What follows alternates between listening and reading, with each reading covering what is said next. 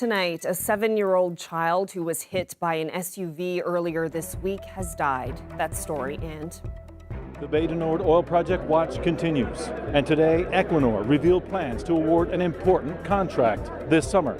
We are now pretty much ready to select a Tier 1 FPSO contractor. I'm Terry Roberts. I'll have that story coming up.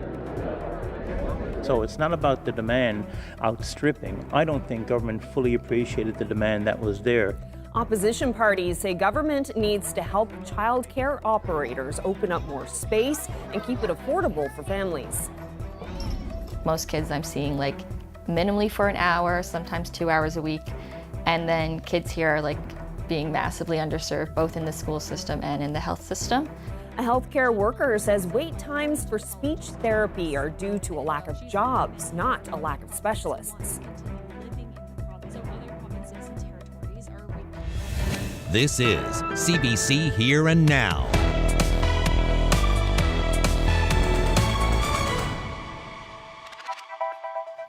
Good evening and welcome to Here and Now. A 7-year-old boy who was hit by an SUV while riding his bicycle in a St. John's neighborhood earlier this week has died.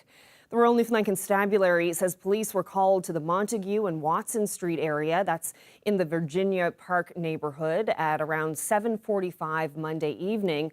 RNC Constable James Cadigan says first responders took the boy to hospital in critical condition. So on Wednesday evening, that boy did die as a result of the injuries suffered in this collision. And the RNC, we want to send our sincere condolences to the family and friends of this young boy. This is a tremendously tragic event. So at this stage in the investigation, the operator of the vehicle involved in this collision, we have found no wrongdoing on their part. The investigation does continue, and we continue to reach out for any witnesses or video that may be connected to this event. Constable Cadigan and the RNC are urging anyone who requires support to reach out to someone they trust or call 811 if they need guidance. In other news, the annual energy conference wrapped up today in St. John's, and it ended with a big reveal from Equinor. The company announced that it will award a critical contract this summer for the reshaped Bay du Nord oil project. But as Terry Roberts reports, a decision on whether or not the project will go ahead is still nearly 2 years away. There's still no certainty that the Bay du Nord oil project will ever be sanctioned, but Equinor is sending strong signals at this week's energy conference. We have now a path forward that we think can work. We really hope so. We're not there yet. Last year, Equinor announced the awarding of a contract for the subsea work to a joint venture called Subsea Integration Alliance. And during his speech today, the man overseeing Equinor's business in Canada revealed that another big contract will be awarded this summer. We are now pretty much ready to select a Tier 1 FPSO contractor. It will be a first for Newfoundland's offshore. Equinor plans to hire a contractor to build and operate the vessel that will produce, store and offload oil at the massive deep-water oil field in the Flemish Pass. 2 companies have made the shortlist. Equinor could decide this fall on whether to proceed with the engineering and design work needed in order to build the project, with a final investment decision scheduled for 2027 and first oil by 2031. Any delay of first oil erodes the value, and that's why the steps we're taking now are so important. But why is Equinor awarding big contracts before the project gets the green light? Because we want them sitting with us, finding out how can we make this project work. Bay du Nord is poised to be the next major oil project for this province, bringing billions in royalties and taxes, good-paying jobs, lucrative contracts for companies like the ones exhibiting here. But Equinor went back to the drawing board 2 years ago because of skyrocketing development costs. The new plan includes developing the 5 oil discoveries in phases, beginning with Bay du Nord and Cambria, and hiring a contractor to supply and operate the FPSO. We are doing a lot to improve it. At the same time, the economics of the project is challenging. Bay du Nord received national attention this week at a First Ministers' conference and is being labeled a nation-building project as Canada confronts a hostile U.S. government.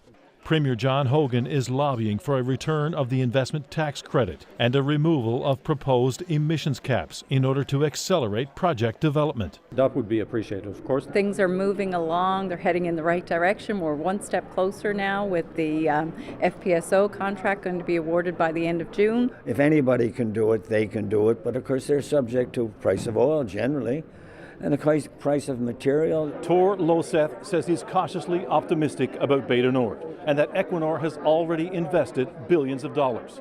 But he says more work needs to be done and everyone needs to be prepared for every possible outcome, including cancellation. Terry Roberts, CBC News, St. John's. Well, a class action lawsuit against the federal government regarding the contamination of groundwater with forever chemicals in parts of Tor Bay and Logie Bay, Middle Cove, Outer Cove has expanded. It's based on a study modeling the flow of groundwater from a St. John's Airport firefighter training site contaminated with a chemical known as PFAS. The court case now includes all residents in both the South Pond and Kenny's Brook catchment areas. Over 200 residents took part in a meeting last night to learn about the lawsuit, which focuses on decreased property values. As the federal government is bringing third-party claims against the manufacturers of firefighting foam containing PFAS, the class action has been moved from federal court to the province's Supreme Court, and lawyer Alex Templeton is optimistic that they will be successful. What is the extent of the delineation of that PFAS plume? Are there multiple plumes involved? Does it change seasonally? Does it mean that if I have a single sample test that's in excess of what Health Canada considers to be safe today, is it going to be true tomorrow or vice versa? These are critical questions that people have about, the safety and the state of their water that need answered. So we feel quite confident that Transport Canada is going to be held to fulfill those duties and ultimately then come up with a remedial plan that will address the adverse impacts of this contamination. Well, the representative plaintiffs of the class action are Tor Bay residents Eddie and Susan Shear, who worry about the effect of forever chemicals on their family's health. But for many of the residents who showed up Wednesday night, the decreased value of their properties was top of mind. I think there's anger directed wrongly, potentially, or frustration directed wrongly at maybe myself or the law firm for expanding the lawsuit to be such a wider catchment.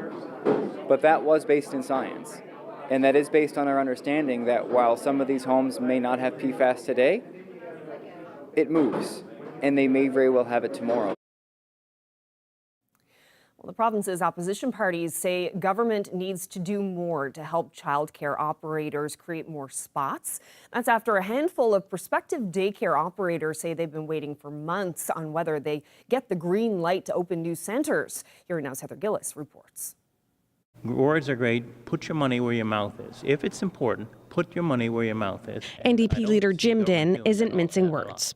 At least 3 prospective daycare operators in the province say they've been waiting months to find out if they'll get government grants to open new centres. 2 are on the West Coast in St. George's and Stephenville, and 1 is in Kelligrews. Dinn, like the daycare operators, wants answers. But I can't help but think that the main reason for these delays is because they know they don't have the funding for it and they're slowing it down and frustrating the people who are trying to move this forward. So it's not about the demand outstripping. I don't think government fully appreciated the demand that was there. I think it's very alarming. Progressive Conservative leader Tony Wakeham says government needs to reduce barriers for people who want to create more childcare spots. He says government needs to give itself a deadline. I think there should be timelines on response, just as you and I have to meet deadlines and timelines when it comes to submitting applications to government. Then government has a responsibility. This Liberal government has a responsibility to businesses, to these business owners who want to open up these childcare spaces. But when you get no response, I wrote the minister a week ago about these issues. I have not even gotten a response back. Both parties say affordable childcare needs to be more accessible in order to attract people to work in this province. The lack of childcare spaces has resulted in the lack of ability to recruit needed professionals in a lot of cases. I've heard cases where health professionals have chosen not to move into a particular area because of their lack of childcare available in their communities. That stressor is real because it's about the income, maintaining the affording a house, affording rent, and about also career advancement. Meanwhile, childcare advocates say the $3.9 million in this latest budget for creating new childcare spaces isn't enough. They estimate it's only enough money to open about 5 centres. Heather Gillis, CBC News, St. John's. Long wait lists for autism and ADHD assessments are often followed by another wait for speech therapy, unless you're willing to pay for a private assessment. But one healthcare worker says that long wait is not because there's a shortage of therapists. The CBC's Jenna Head reports. Early intervention speech therapy can make or break a child's ability to talk, read, and write. But if you can't pay out of pocket, the wait list is long. Not because there's a shortage of speech therapists, but because there is a shortage of jobs within the province's health and education systems. I think parents are kind of led to believe that the lack of services and the wait times are due to the fact that there's a shortage of clinicians, similar to the way there's a shortage of family doctors. But Clark says that's not the case for speech therapists in Newfoundland and Labrador. She's one of many who are from the province, want to continue living in the province, and want to work for Newfoundland and Labrador Health Services. But they can't, so other provinces and territories are reaping the benefit. Me and 2 other girls here, we work for the same school district in the Northwest Territories, so we're servicing these kids. They're getting 20 plus hours of therapy a week for 20 kids. So most kids I'm seeing minimally for an hour, sometimes 2 hours a week. And then kids here are being massively underserved, both in the school system and in the health system. Clark has contacted the province in the hope that making the case for early intervention will open some public speech pathologist jobs. I didn't know if the people in power just didn't know it. I was maybe they're just completely unaware that there's a surplus of us out here. She only heard from her MHA Paul Dinn and PC leader Tony Wakeham.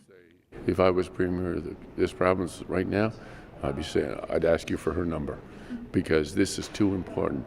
We need people. Wakeham brought up some of Clark's concerns in the House of Assembly in May. He said a group of parents of children with autism reached out, concerned that their kids are waiting too long to be diagnosed, meaning there's no intervention for their early developmental period, a time when someone like Clark could step in. We owe it to these parents, we owe it to these families to make sure that we can provide these services. Without them, Clark says children of low-income families will be impacted most. People who come to private have jobs with health insurance, or they can pay out of pocket.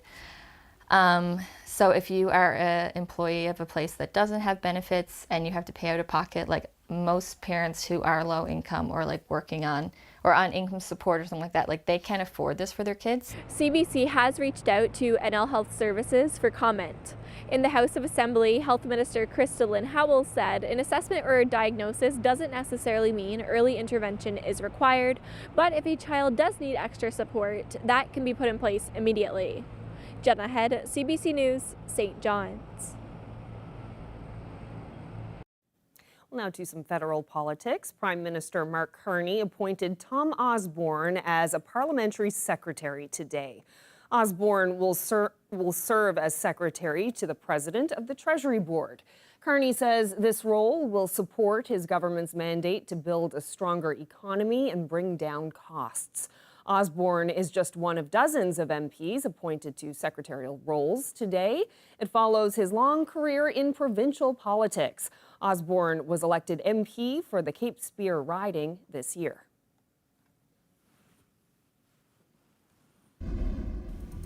Well, summer heat is all around across the province. Some of us, well, across the island, really. Some of us even seeing some record-breaking temperatures this afternoon. Up across Labrador, even towards the coast into the upper teens, low 20s, and still sitting around the 20-degree mark for a good chunk of central and western Labrador. That is a bit of a difference, though, from yesterday, but all that heat certainly moved south with a 8-degree temperature difference from this time yesterday in the east, rather. As we head through tonight, it does look like some more cloud cover will move in. Also, some fog patches unsettled for tomorrow. There are some shower chances around, and then we've got more rain on the way as we head towards the weekend. I'll break it all down for you coming up a little later.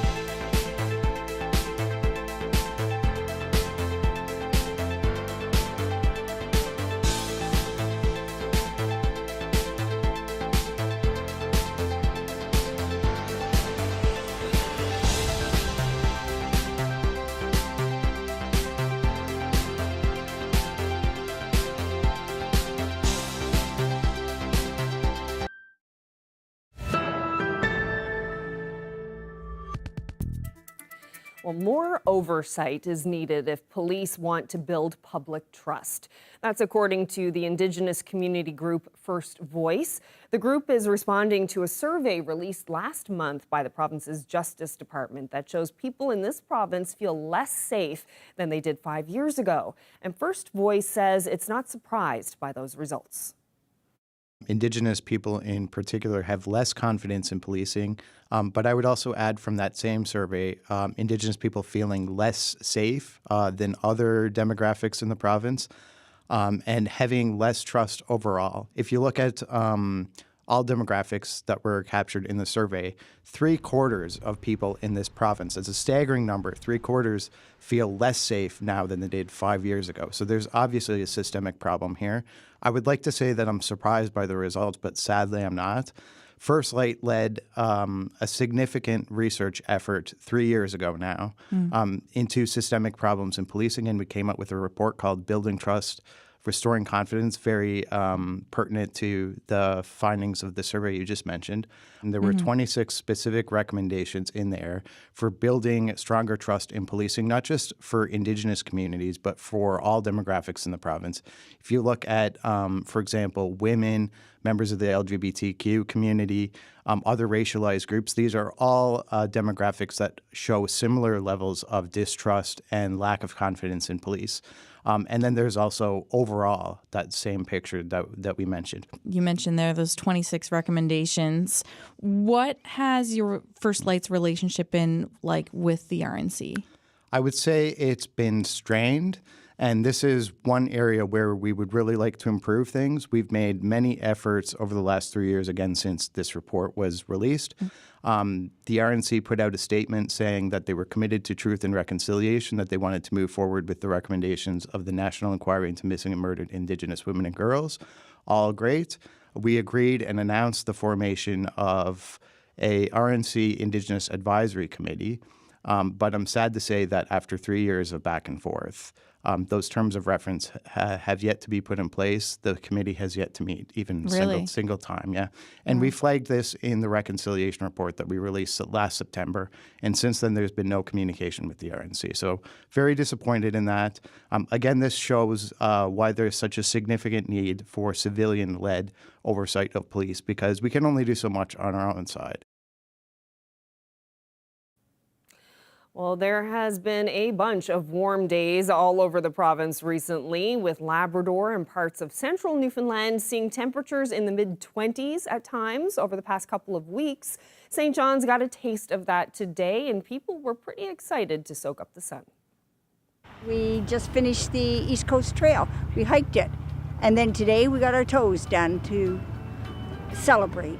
Maybe a little too warm, but we're happy to be here and happy to experience it. We're on our lunch break just up the road there, and we said we'd come down to the park for an hour and just enjoy the beautiful sun. Last June it was cold and rained the whole month. The fact that we've had sun this long is so nice. Bit of soccer, bit of frisbee. I actually went trouting last week, so trying to get into that a bit. And yeah, just enjoy the time, really. It's beautiful. It's perfect. It's my first time tanning this summer. Yes. It's starting to feel like summer. I'm defrosting. That's what I'm calling we're all it. defrosting today. Oh, it's so nice to get out with the kids. It's finally nice enough to actually get out and enjoy the sun and not be cooped up in the house all day. We are painting pictures. So myself and my fiance are getting married next summer. So I'm DIYing all of our decor, I guess you could say, for the wedding. And they're enjoying some sun. Oh, I don't like it at all. I don't like the sun or any of this stuff. I'm riding this skateboard here. It has a bad word on it, so don't point your camera down there, sir. It's very hot out. Wear your sunscreen. I forgot. Oh.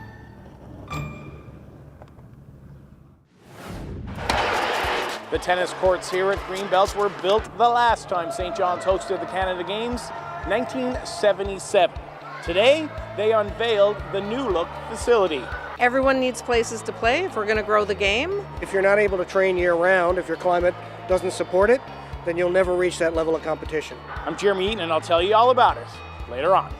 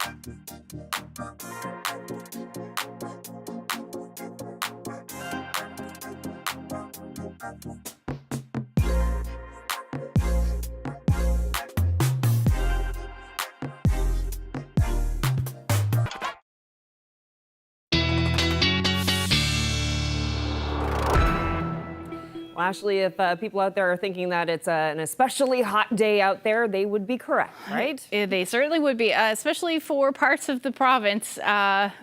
Number of records broken today. Now, there is through Central. You're used to some of this heat in some cases, but let's take a look at those records this afternoon. Let's see, 28.5 degrees. Your record was back in 2014 of 24 degrees. Twillingate, 27.8, tied with Terra Nova. St. John's, 26.5. That broke the record from 1967. And that was 23.9 degrees. And then Bonavista, 25 as well, 25.3. And you broke your record from 2020. So there is lots of warmth out there, and it is no surprise that today's fire hazard map does have a lot of orange and red on it. We will see likely a bit of rain over the next little bit, but some of this heat is going to continue. Not necessarily the dry conditions that we've been seeing, but certainly the heat will stick around. And then up across Labrador, you're looking at your risk anywhere from low to moderate, because you've been seeing that rain and much cooler temperatures, and that will generally continue as well. If we take a look at the setup, we've got an area of low pressure to the north that is bringing a couple of fronts with it, and that is going to bring those shower chances, especially as we head into tomorrow. And then this area of low pressure with an associated cold front is going to move through, and that will bring the chances of showers to the island portion of the province as we head through the day tomorrow. But yeah, lots of heat out ahead of that with that southerly flow. Now, those of you in the south coast seeing definitely those cooler temperatures, but we're hanging on to that heat, especially even right now. It's 28 degrees still in Deer Lake. It's 26 degrees in Terra Nova. Even Twillingate still seeing a temperature at 27. Now, in St. John's, in really eastern portions of the island, we did see a bit of humidex today. It's still feeling more like 29 with that humidity. And then up across Labrador, overall, no humidity, but you're still seeing, above seasonable temperatures for this time of year, anywhere from the teens to the 20s in Happy Valley Goose Bay, which is cooler than yesterday, but still a pretty lovely day as far as that goes. Now, you can really see that front for Labrador, and that will continue to bring some showers for those of you in the southeast tonight. But we do have some increasing cloud. It's already happening on the south coast of the island. That will continue to work its way north as we head through tonight, and that will bring, that fog will move further inland tonight, and also the chance of some drizzle. Mainly eastern portions of the island, or at least the eastern half of the island, we'll see that tonight, and then we'll see southeastern Labrador, northern peninsula, the best chance of some rain through the overnight, and those shower chances will increase as we head into tomorrow morning for those of you on the west coast of the island as well. As far as the temperatures go for tonight, though, it's still fairly mild, 12 to 14 degrees for most, with the exception of those of you in onshore flow. Your temperatures will be in the single digits. And then Labrador, anywhere from 4 to 9 degrees overnight tonight. Winds generally 10 to 15, maybe upwards of about 20 for those of you on the west coast. Now, tomorrow, the best chance of showers, like I said, will be for the west. I do think there'll be a little bit more cloud cover tomorrow right across the board. Also, the chance of some isolated showers in the mix, certainly in the morning for the Avalon, and then it should turn into a mix of sun and cloud into the afternoon. Generally, a mix of sun and cloud up across Labrador as well, with some shower chances towards the afternoon and evening, particularly for those of you in Lab West, and then really just unsettled across the island right through into early Saturday morning. Temperatures tomorrow, again, are going to be in the low to mid 20s, so not as warm as today, but certainly still nice. Southern areas of the island will see those temperatures between 11 and 12 degrees, and then Labrador anywhere from 15 to 20, with the exception of the north coast. You'll be sitting somewhere between 11 and 14 degrees. So that's your forecast. I'll have your long range forecast coming up a little later. Great. Thank you, Ashley. Well, wind energy was one of the big topics of interest this week with the First Minister's meeting in Saskatoon with Prime Minister Mark Carney. But the initial excitement around wind to hydrogen has cooled off. There are still several projects in the works in this province. Everwind is one of the proponents looking at developing a wind to hydrogen project on the Burin Peninsula. Matthew Boris is the company's Vice President of Corporate Development. Thank you so much for speaking with me today. Thank you for taking the time. So you're in town for this Energy NL conference. Can you tell me what your main takeaways have been from the conference this week? I think there's been a lot of positivity. One of the key themes, I think, is the hype that's been mentioned. I think my takeaway, and I think the takeaway generally, is we all expected the hype to be the spark that started the industry. Naturally, with any multi-year infrastructure build out, the hype cannot sustain the entire build out, but that's key to start things out. And what we've seen is some of the initial companies that were involved, both on the off-taker side, on the production side or developer side, have dropped off, and we've really got the real serious leaders left. So you've got a smaller group of real off-takers talking to a smaller group of real potential global players on the production side. Can you talk about Everwind's projects, proposals, and where things stand with it all right now? In Newfoundland, we've been moving as fast as we can. We, while being thoughtful about the environmental studies, while being thoughtful about community relations, community benefits, and we just submitted our environmental registration in September of last year.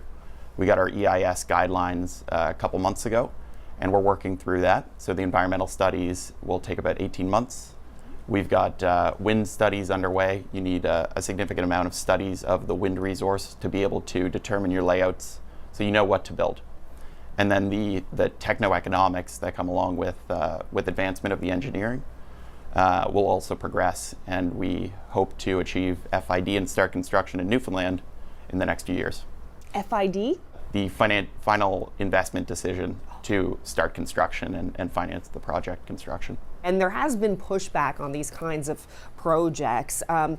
What has your communication been like with the people on the Burin Peninsula? We've had over 50 town halls in various communities. And those conversations, those town halls still continue. And as we have more information, we'll keep that going. We'll keep making that as public as we can. They should be aware of information pretty much as soon as we have it. Talk about some of the benefits that could come to the area if this project gets off the ground. We've put forward in the benefits agreement benefits to community centers, scholarships, cash that would go directly into the communities, training. There's a long list of benefits that we've put forward and are looking for feedback on. And what is the demand like for hydrogen ammonia products right now? Do you still feel confident that you have a market to sell to? For sure. Hydrogen is used in a number of cases today. I mean, refineries, for example, use a significant amount of hydrogen. Relatively medium-sized refinery would use all of the hydrogen that's produced from our first phase, for example. And the use cases for steel are being proved out. Green steel is being made from hydrogen in Europe. And a lot of those electrolytic hydrogen projects or green hydrogen projects are in construction or in operation today in Europe, where there's still a dramatic escalation needed to supply all of these use cases over time. But things are never going to happen as fast as we'd all like. But good things take time. There is a huge political appetite right now for energy infrastructure projects. We saw that with the Prime Minister in Saskatoon this week, meeting with all of the First Ministers across the country, asking them for the projects that they want to see pushed ahead. How does what you're doing intersect with that? Yeah, I mean, this is definitely nation building. We're using the demand that is evident in Europe and that demand that Europeans are coming to us for, visiting the conferences here, working with us in dialogue on a weekly basis, daily basis. We're using that demand to start up the industry. From there, you can move excess power to the grid to provide excess renewables for other industries, for residential users. You can make more products here at home. So where, we're not a major steel maker, we're an importer of a lot of finished products, and we export a lot of raw products. We can bring more of that home and produce it here.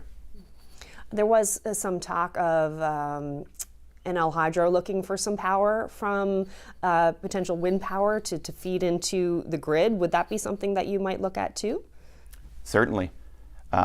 Either as a one-off where we dedicate some wind turbines to providing wind to the grid, or by overproduction.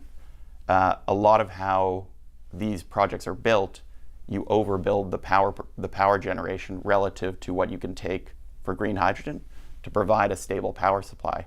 But that excess power needs to go somewhere. And that can go to the grid, it could go to other uses. So there's a lot of complementary industries or complementary advantages to that. Well, Matthew Boris, thank you so much for speaking with me today. Really appreciate it. Thank you for your time.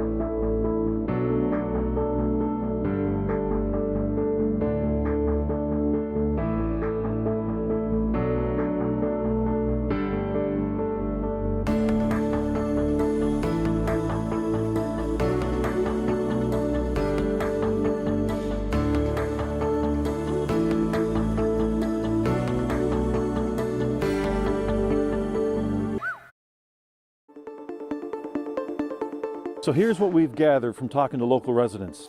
I spoke with a renter who's facing eviction this fall. It is not for the weak of stomachs. What does it mean for you to be able to give that advice and to know that you've helped? Don't look down.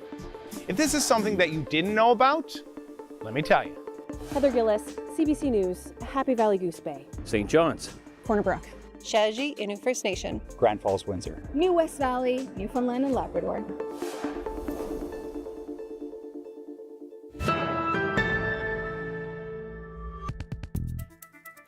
Recently, students in Rigolet spent some time with the Silver Wolf Band.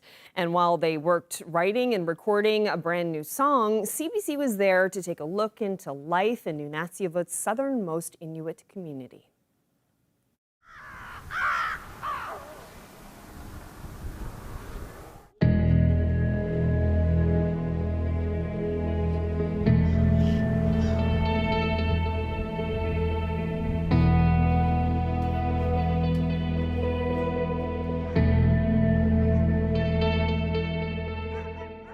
Art is a way of expressing yourself, but it's also a way of making yourself known, making your presence felt in the world, and that could just be in your family, in your community, your school. I've kind of felt this all my life, that I know the world through writing music, because it challenges me to look into my history, it challenges me to look into geography, it challenges me to look into social issues, and it's the vessel that I've used to broaden my scope of understanding for the world. I think when we went out on the road and we were looking for opportunities for us to give back, schools kind of came to mind immediately. We thought it was a great idea to come back to Rigolet, where we had such a great response here before. We're working on a song right now with grade 7s to 12s. We like encouraging youth to follow their passions, especially when it comes to creative arts and self-expression, and we just feel like songwriting is an awesome way to do that. We have a lot of fun doing it, and the youth seem to as well. Does anyone here have an idea or where we could start, or maybe what we can do is start writing down everything that we think would be an interesting song, and then we'll go from there? The land. The land, all right. Perfect. Why don't you just go hunting all together? That's a good idea. If you want to know a bit about our past life and the life that was led on Labrador, you should go see Dane, my grandson, and he'll give you some idea what it's all about.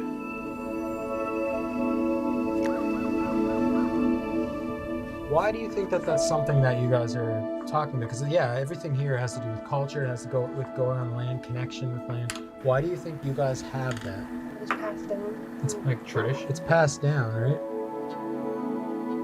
First, I started trap music with my father and my brother, but I always made sure I got that one trip alone, where it was just me and nature. Just everything was peaceful, everything was quiet. You forgot about everything that's going on in the world today. I used to tell people, they say, "What are you doing?" I say, "I'm listening to the snow."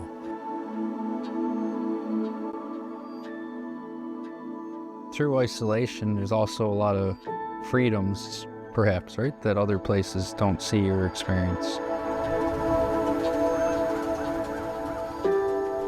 It's nice day. I'm originally from Cartwright, so it wasn't a huge difference to move here. They're very similar. It's just a little smaller and more isolated now. But I think that I fell in love with Rigolet like the very first day I got here, honestly. It felt like home instantly. It's a sense of relief knowing that they'll grow up being able to be connected to the land and connected to people in their community. It's just the strength of those relationships is so much stronger than if we lived in a bigger community.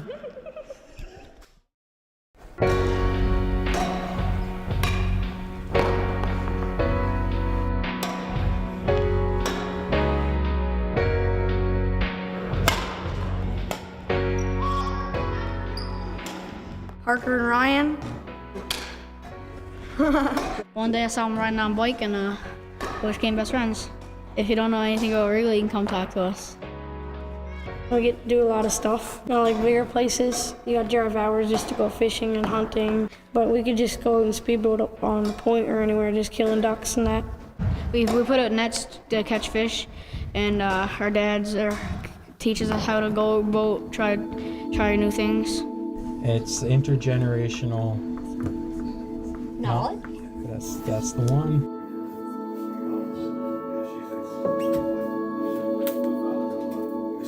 I've seen lots of changes. Working at my crafts, that's one thing I love doing, and playing cards. Like, that's all the entertainment we had. Rigolet was never known as a place for the grasswork. It was people that came to Rigolet. When we moved, my mother brought the grasswork with her, and the people all that relocated here brought the grasswork with them. When I was growing up, my mom used to make barrels and barrels at her age, and all they'd get for it was only old clothes. She used to get like 10 cents or 25 cents for a 6-inch mat, which now you pay $50 or $60 for. I love making it because it brings back a lot of memories, and like I was taught, my mom taught me how to make grasswork, so it's a big memory to me. Yo, is that the band?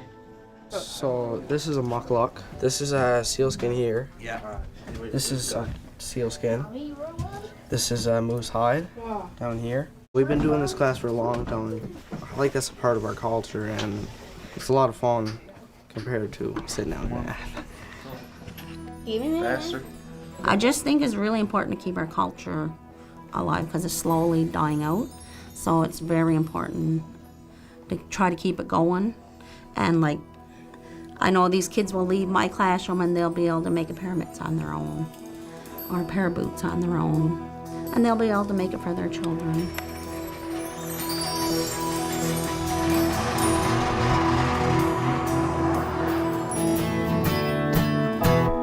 I know a place where we can go, picking berries in the snow.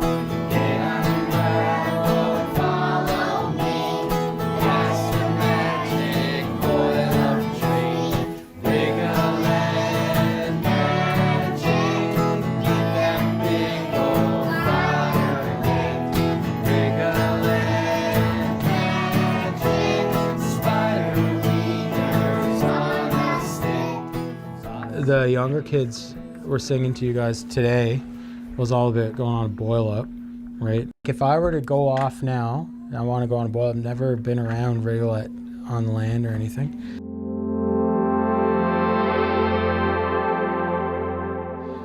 What are some of the things that you would be like, he needs to know this in order to be okay? Start fire. Yeah? Chop wood.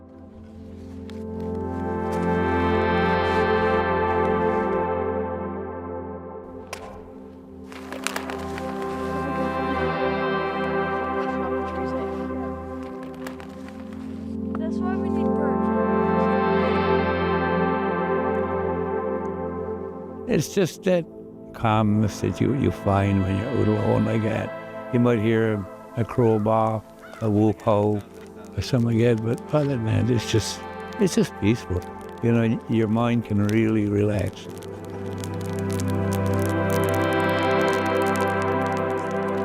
You're so free to go off on the land, and you're so free to practice your culture.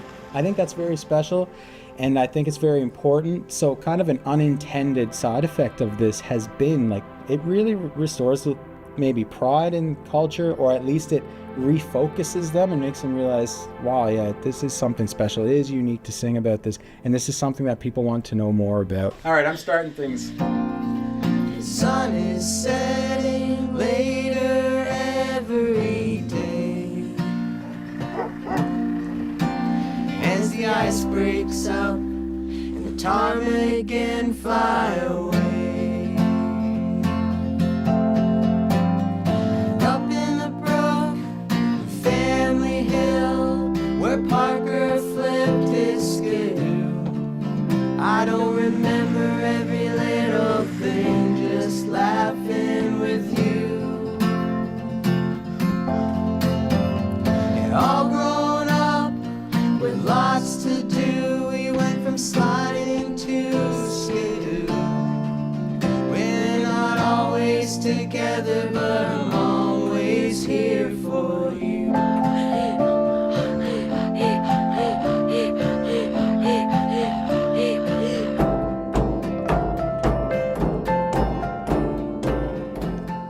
I think I hope that they grow up knowing how important their community is and how important it is to help others, to respect their elders, to respect their Inuit culture, that being out on the land is important, but not only is it important, it makes them feel better.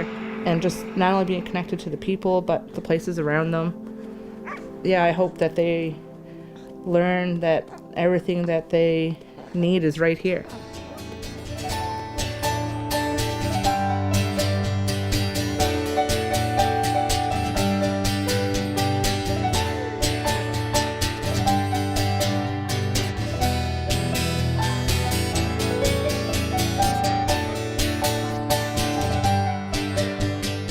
Dance on the go, everybody.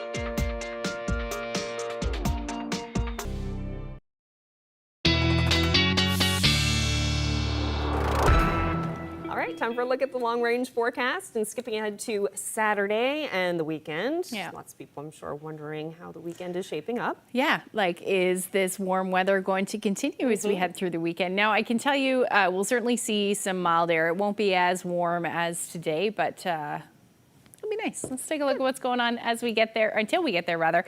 So Saturday will be a bit unsettled. There is the chance that we will see a few showers here and there, again, mainly cloudy. I do think we'll see some peaks of sun as we head into the afternoon.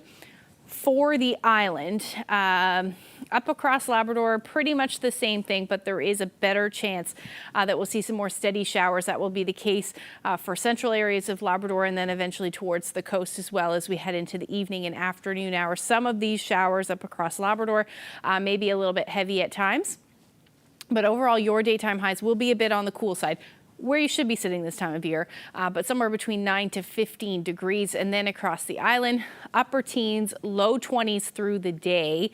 Again, those of you in onshore flow, you're going to stay a little cooler. So south coast, northern peninsula, you'll be sitting somewhere between 10 and 11 degrees through the day. And again, likely a bit more cloud cover for you, but a few peaks of sun for central and eastern areas of the island. Now, as we head from Saturday night into Sunday, this is the better chance of some rain. That will be the case pretty much everywhere across the island. Likely not until a little bit later in the morning and afternoon will we see some of the heavier showers for the Avalon. But overall, it will be a wet day for most of the island. Up across Labrador, chances of showers for sure, but not nearly as widespread, mainly for southeastern portions of the Big Land and then towards the coast as well. Overall, daytime highs will dip a little. We're looking at mid to upper teens for most of the island. The northern peninsula, you'll be in the single digits. And then same thing for the southeastern portion of Labrador, only between 5 and 8 degrees will be the daytime highs. And then the rest of Labrador will sit, teens for central and coastal, or central and western portions rather. We should stay in the teens, so a little cool start to next week, but back up to the mid to upper teens by the time we get into Tuesday. Pretty similar forecast as far as that drop on Sunday for central, and then back up to the 20s for you. And then western Newfoundland, same thing, 19 to 22 degrees for next week. And then for eastern Labrador, you're looking at your temperatures reaching 18 to 20 as well. Western Labrador overall, you are looking at your temperatures between 20 and 23 degrees. Few showers by the time we get into Monday, and then just cloudy skies for your Tuesday. Our weather photo today taken in Nain. Love getting pictures from that part of the province. Yeah, there's still a little bit of snow. Wow. It's disappearing. Yeah. But yeah, still a little bit of snow there. Connie shared that great shot with us. Thank you so much for that. And if you have any great photos that you'd like to share with us, we would love to see them. You can share them to my Facebook page or email them to nlphotos@cbc.ca. What a beautiful shot. It Love is. the reflection. Calm. Yeah. Very nice. Thank you so much for that, Connie. Yeah. All right, well, that's it for us. Thank you so much for spending part of your evening with us. Hope you can join us again tomorrow. Good night.